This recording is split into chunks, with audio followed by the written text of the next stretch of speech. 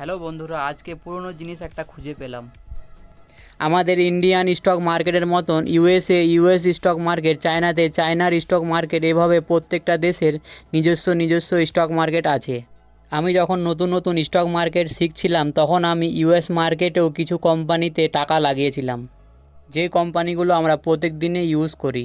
যেমন Tesla, Elon মাস্কের company; Microsoft, বিল গেটসের company; তারপর গুগল, এটা তো আমরা সবাই জানি; এবং মেটা, হোয়াটসঅ্যাপ, ফেসবুক, ইনস্টাগ্রাম সব এর মধ্যে পড়ে।